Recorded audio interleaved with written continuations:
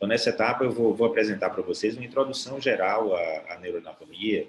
Essa parte é uma parte introdutória que vai ajudar vocês a entenderem mais os outros assuntos, mas não é uma parte que cai especificamente, tem conteúdo da prova. Tá? Mas eu vou mostrar para vocês aqui, para compartilhar. Pronto. Então, a introdução geral à neuroanatomia, só para mostrar para vocês como é que o cérebro era encarado, né, em diferentes fases do conhecimento humano. Platão, então, filósofo grego, né, ele foi um dos primeiros a achar que a sede do pensamento era na cabeça, então, na região da cabeça. Ele foi um dos primeiros a teorizar que isso era verdade. Mas o aluno dele, Aristóteles, que veio logo a seguir, né, pegou os conhecimentos que tinham na época, né, então existia um conhecimento que é verídico até hoje, né, de que o cérebro é um dos órgãos que mais tem sangue, né, que mais recebe sangue, ele recebe cerca de 25% da circulação que vem do coração, e esse conhecimento já existia na época, baseado em alguns estudos da época, e ele imaginou que isso fosse um sinal de que o cérebro funcionava como um desaquecedor do sangue que vinha bombeado do coração. Tá? Então, funcionava, na verdade, como um grande radiador para retirar a quantidade de temperatura para evitar que o sangue superaquecesse. E esse conceito de cérebro como radiador, ele continuou durante vários séculos. E para vocês terem uma ideia, uma das teorias principais para justificar as doenças e como funcionava a fisiologia humana veio de Galeno, em relação àquela teoria dos humores, né, que você teria diferentes líquidos que compunham o organismo, e através desses líquidos, do distúrbio desses líquidos, você justificava as doenças que existiam na medicina. Mas, além disso, os líquidos eram como um pensamento circulava pelo corpo humano. Então, se você tivesse que pensar em mexer uma mão, por exemplo, um determinado líquido, como sangue, por exemplo, ou bile, ele circulava de um ponto para outro do organismo e fazia sua mão levantar. Né? Mas a cabeça não era uma sede de pensamento, assim, constituído como conhecimento humano nessa época. Foi Descartes, depois, aí já no século XVII, né? Então aí bem mais adiante já na fase do conhecimento humano, que teorizou que a pineal era a sede da alma, na verdade. Né? Então a pineal é uma glândula, né, que a gente vai ver que não é sede de alma coisa nenhuma, a gente sabe hoje em dia que se você retira a pineal, a alma continua lá, né, da pessoa.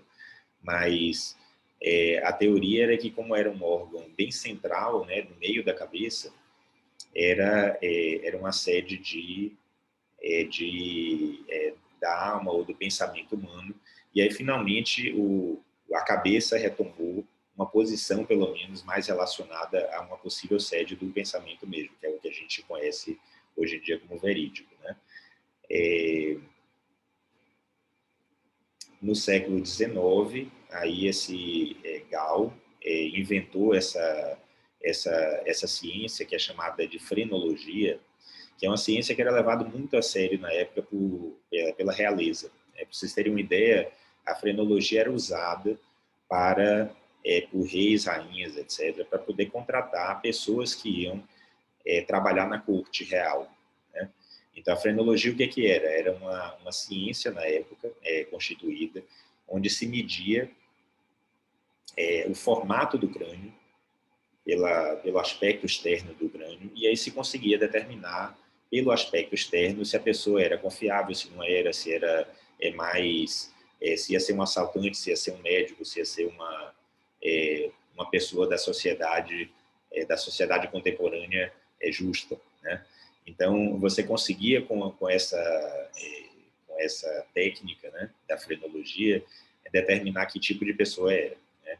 Então, claro que muito de racismo veio a partir disso, né, dessas técnicas frenológicas, né, porque, claro, que o formato da cabeça confiável e que era mais contratado era no formato de caucasiano branco, etc., né?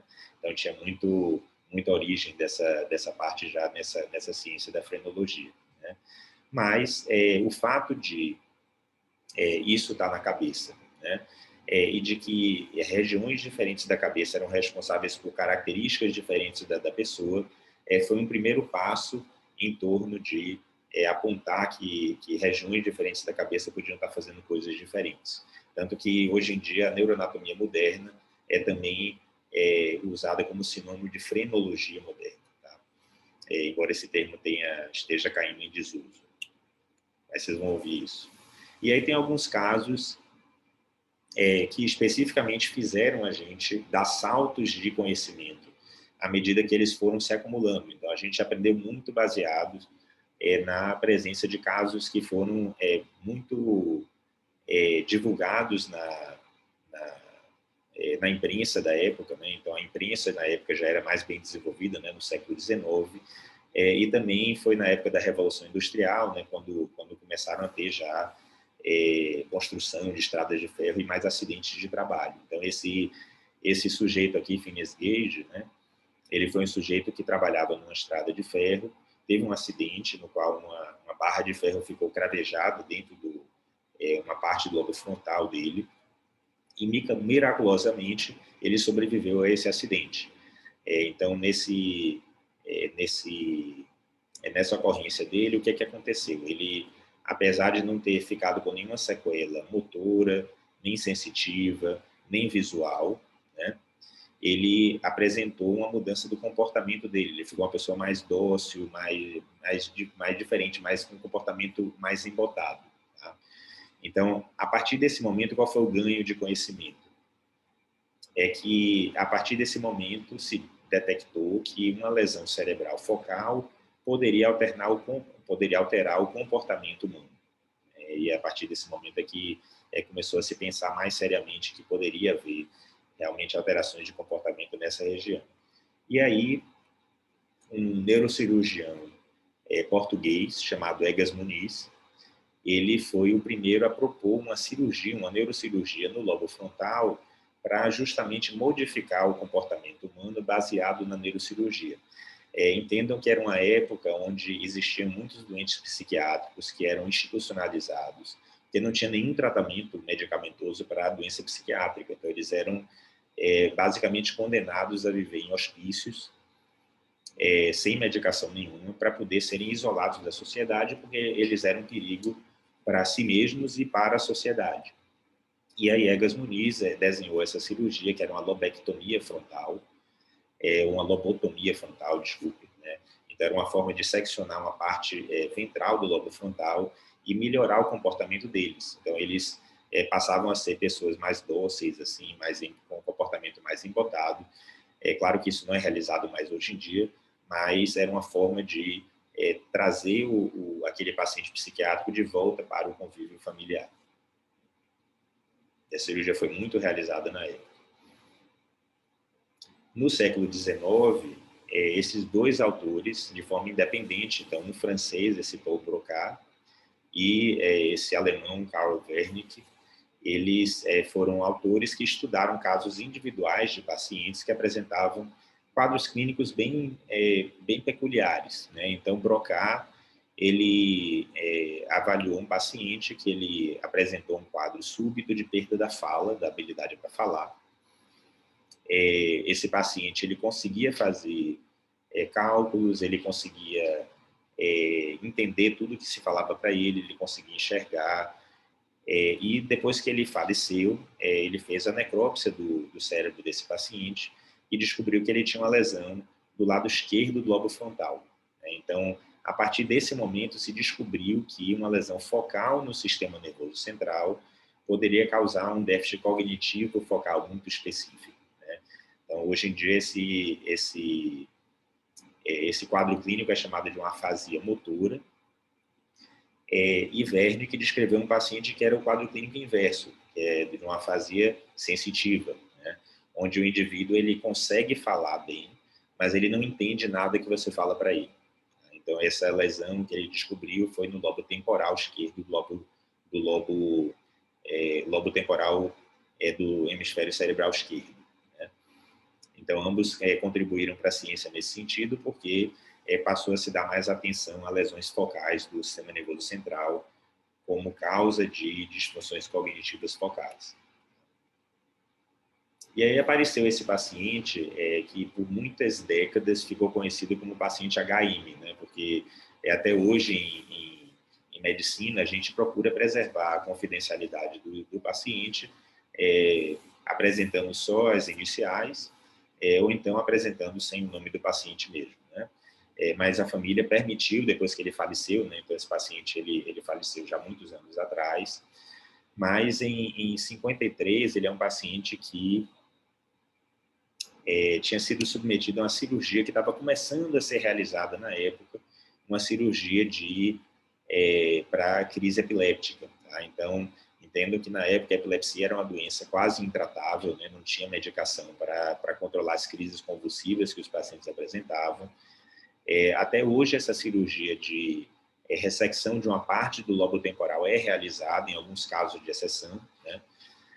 Mas ele é realizado com já um conhecimento anatômico muito maior para evitar sequela no paciente. E ele, como foi um dos primeiros pacientes a serem submetidos a essa cirurgia, ele fez uma lobectomia temporal bilateral, né, na ponta do lobo temporal, numa região chamada de hipocampo, e ele acordou com uma sequela que era até então desconhecida na época, né? Ele acordou com amnésia anterógrada, que a gente chama, né? Que é a incapacidade de ganhar novos conhecimentos. Então, ele tinha uma memória perfeita para eventos do passado, ele lembrava professor da época do primário, lembrava quem era a família dele, a esposa, filhos, etc. Ele lembrava quem eram, tá? Mas ele não conseguia ganhar novos conhecimentos. Então, se você falasse para ele qualquer frase, né, o médico dele, por exemplo, que ficou cuidando dele, toda vez que precisava chegar para falar com ele, tinha que se apresentar de novo. Eu sou doutor tal, né? Aí saía da sala, quando voltava de novo, você me conhece? Não, nunca vi você antes na vida, né? Então, tinha uma incapacidade de aprender novos conhecimentos de forma absoluta. Mesmo assim, ele era capaz de alguns tipos de conhecimento que a gente chama de memória implícita hoje em dia, né? Que é a capacidade, por exemplo, para aprender habilidades motoras. Ele conseguia aprender algumas habilidades motoras, apesar de não conseguir lembrar de dados, mesmo que você passava para ele. Então, a partir desse momento, passou a se entender que o cérebro podia, de novo, né, enfatizou essa parte do fato do cérebro ter áreas focais que podem afetar funções cognitivas diferentes, e, além disso, que tem diferentes tipos de memória que o indivíduo pode apresentar. E a gente vai ter uma aula específica sobre isso mais adiante no curso da gente. Esse indivíduo, em 1960, chamado Penfield, né, ele é um canadense, ele está até num dos... aqui é uma homenagem a ele, né, lá no Canadá, né, que é uma pessoa famosa, um neurocirurgião, que desenhou uma técnica na época para fazer uma neurocirurgia de retirada de tumores. Tá? Isso é realizado até hoje, mas o que ele realizou na época foi bem avançado para a época. Bem avançado para a época. O que é que ele propôs? Na época, se tinha muito menos conhecimento neuroanatômico, né, do que tem hoje. Já existiam, claro, tumores cerebrais, e os neurocirurgiões ficavam muito incomodados com o fato de que eles abriam a cabeça, tiravam o tumor e o paciente ficava com uma sequela muito grave. Então, muitas vezes, a qualidade de vida do paciente era muito reduzida pelo procedimento neurocirúrgico. Então, o que é que ele propôs? Ele propôs que, ao abrir o crânio, depois que se abrisse o crânio, tirasse a sedação do paciente, baseado já no conhecimento de que o cérebro não tem receptores para dor e, portanto, se você manipular o cérebro aberto, o indivíduo não sente dor ao manipular o cérebro nem ao retirar o tumor quando o cérebro está lá aberto. Tá? Então, ele propôs fazer essa técnica para, com o paciente acordado, mapear as regiões cerebrais ao redor do tumor para saber qual era a função delas. Então, ele colocou milhares de eletrodos desses que faziam estimulações elétricas no cérebro para detectar o que é que elas faziam. Então, o que é que acontecia no intraoperatório? O indivíduo estava lá acordado, ele estimulava uma determinada região cerebral e o indivíduo ele falava, eu enxerguei uma determinada, um determinado estímulo luminoso. Pronto, daí você sabia que é uma área visual. Ele estimulava outra área e aí a mão dele mexia. Aí você sabia que era uma área motora. Ele estimulava outra área, sentia uma dormência ou um choque do lado esquerdo do corpo. Você sabia que era uma área sensitiva. E por aí vai. Então, ele conseguiu separar áreas cerebrais em vivo, em pacientes mesmo voluntários que passaram a determinar, contar para ele o que estava acontecendo com a estimulação de cada área cerebral. E a gente deve esse mapeamento de áreas do cérebro a esse investigador neurocirurgião. Ok. E aí, só para a gente colocar algumas definições importantes para vocês, depois que a gente entende esse processo todo de que o cérebro é um órgão, tá?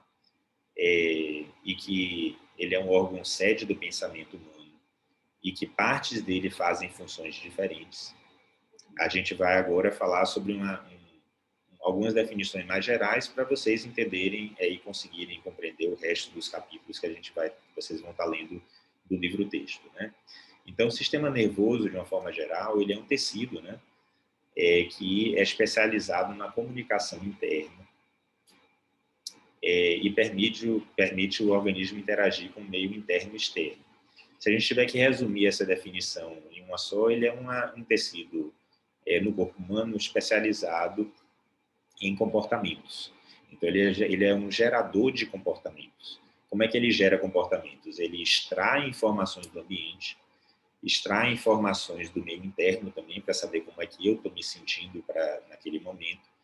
Ele usa essa informação para planejar qual é a minha próxima ação, qual é o meu comportamento que eu vou gerar a partir desse momento. Tá? Então, por exemplo, se eu estiver aqui dando aula e eu não bebi água há muito tempo, meu meio interno vai dizer para mim que eu estou com sede, e aí o meu comportamento vai ser buscar água. Né? Esse é um exemplo de meu meio interno influenciando a minha escolha do que eu vou fazer no próximo minuto. Tá? Da mesma forma, se meu ambiente externo estiver me dizendo, tá pegando fogo aqui na minha sala, eu vou sair correndo da sala e vou me proteger para evitar que eu seja afetado pelo incêndio que está acontecendo.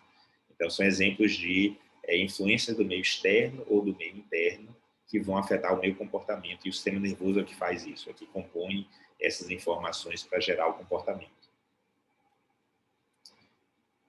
Para realizar isso, ele tem 3 componentes principais. Ele tem um componente sensorial, que é o que vai sentir o que está vindo do meio interno ou externo. Tá? Tem um componente cognitivo, que é quem vai interpretar o que tá acontecendo. E tem um componente motor, que é quem vai responder a esse conjunto de alterações que está acontecendo. Durante o curso, a gente vai passar pela neuroanatomia descritiva, não tem muito jeito, tá? A neuroanatomia descritiva é aquela que vai dar nome às estruturas que vocês vão estar vendo nas peças anatômicas, tá? Esse é meio que aprender o dicionário, tá? Vocês vão aprender uma linguagem nova, vão ter muitos termos anatômicos diferentes, mas elas são necessárias, né? Porque na hora que vocês forem discutir com qualquer colega, vocês têm que saber essa linguagem, né? Então, se vocês estiverem com um radiologista, por exemplo, vocês não vão poder falar para ele, dê uma olhada naquela estrutura que fica embaixo aquela estrutura arredondada que fica em cima de uma que fica meio torta. Não dá, né?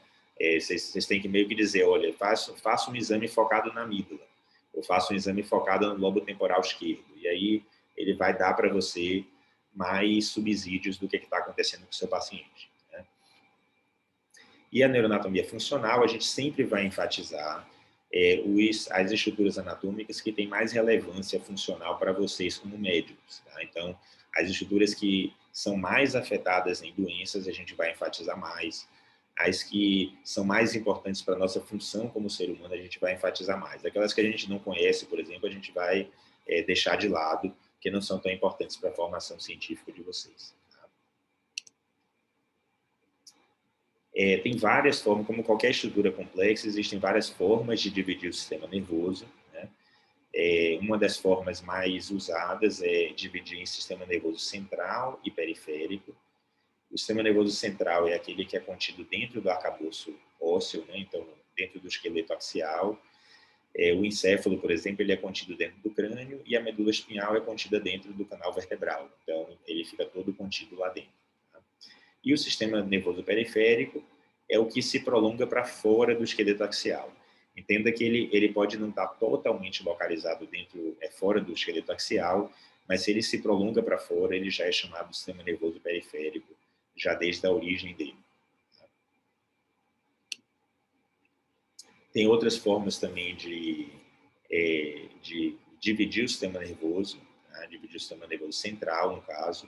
Tem uma forma embriológica que é usada para nomear alguns capítulos do livro, então eu vou mostrar ele no próximo slide. Tem um critério de segmentação, que é basicamente o seguinte: o sistema nervoso segmentar é aquele que é segmentado pelo sistema nervoso periférico. Tá? Então, aquela parte do sistema nervoso central que é ligado diretamente ou aos nervos cranianos ou aos nervos espinhais, a gente chama de sistema nervoso segmentar. Enquanto que aquele que não é ligado diretamente aos nervos, a gente chama de suprassegmentar. Então, aí vai ser composto pelo cerebelo e pelo cérebro. A gente vai ver daqui a pouco. Tá? E a divisão funcional é aquela que divide nas 3 funções que eu falei para vocês, né? Os sistemas motores, sensitivos e cognitivos. Eles poderiam ser uma forma de ensinar neuroanatomia, só que seria muito mais difícil, né? Porque eu teria que falar de um sistema motor que começa no cérebro, vai passar pelo tronco encefálico, vai passar pela medula. E aí é mais fácil a gente mostrar as partes de cada etapa do sistema nervoso central, para depois explicar para vocês como é que eles interagem entre si. Então, a didática que a gente usa no curso é mais ou menos essa. Em relação à embriologia, o sistema nervoso central ele é originado do ectoderme, então da camada mais superficial do embrião. Inicialmente é uma lâmina, né? Depois se torna ele forma uma crista e depois invagina para formar um tubo neural. Isso nas primeiras semanas do desenvolvimento logo. Esse tubo neural ele sofre 2 constricções inicialmente, uma mais cranial e outra mais caudal, dividindo o tubo neural em 3 divisões, né? O prosencéfalo, que é o mais cranial, o mesencéfalo, que é intermediário, e o romboencéfalo, que é o mais caudal desses 3. O prosencéfalo ele vai gerar no adulto o telencéfalo, que é o maior componente no adulto, no ser humano. É a sede do pensamento, né? Então é aqui no telencéfalo que a gente processa todas as funções cognitivas. Tá? O diencéfalo é uma parte mais primitiva do cérebro da gente, então fica no meio do cérebro e é responsável mais pela homeostase, então pela regulação do meio interno, regulação, por exemplo, da temperatura, para ela permanecer estável, do nível de sódio e por aí vai. O mesencéfalo é a parte mais preservada do sistema nervoso central, ele continua denominado como mesencéfalo e ele é uma parte do tronco encefálico. Tá? E esse romboencéfalo ele vai separar em metaencéfalo e mielencéfalo. A gente vai ver como é que ele é no cérebro adulto. Então aqui é um corte sagital, passando pelo plano mediano, né? A gente vê aqui o cérebro, aqui nessa parte mais superior. Tá? Tudo isso aqui é cérebro. Aqui atrás é o cerebelo. Aqui na frente é o tronco encefálico. E aqui embaixo é a medula espinhal. Então aqui está representado todo o sistema nervoso central, né? O cérebro e o tronco encefálico e o cerebelo vão compor o que a gente chama de encéfalo, e eles estão localizados aqui na caixa craniana. Tá? E a medula espinhal ela está contida dentro do canal vertebral. Aqui vocês veem as vértebras aqui na frente. Várias formas, como eu falei para vocês, de dividir. Então, por exemplo, aqui é o telencéfalo, essa parte aqui mais superior. Essa parte aqui do centro é o que a gente chama de diencéfalo, e a gente vai ter aulas separadas de cada uma dessas partes, então não se preocupem assim tanto em aprender de vez esses conceitos. Tá? O mesencéfalo é essa parte aqui superior do tronco encefálico. É uma parte que tem mais relação com controle de sono e vigília. E uma das atividades que ele ajuda a fazer sozinho é o controle da atividade da marcha. Então, a habilidade da gente deambular e colocar um pé de frente do outro. O metencéfalo é formado pelo cerebelo e pela ponte. E o mielencéfalo é formado pelo bulbo, um dos segmentos do tronco encefálico. E aqui embaixo a gente tem a medula espinhal. Ok? Ok, gente. Bem-vindos aí. Bom aprendizado para todo mundo. Eu vou interromper aqui o compartilhamento para a gravação.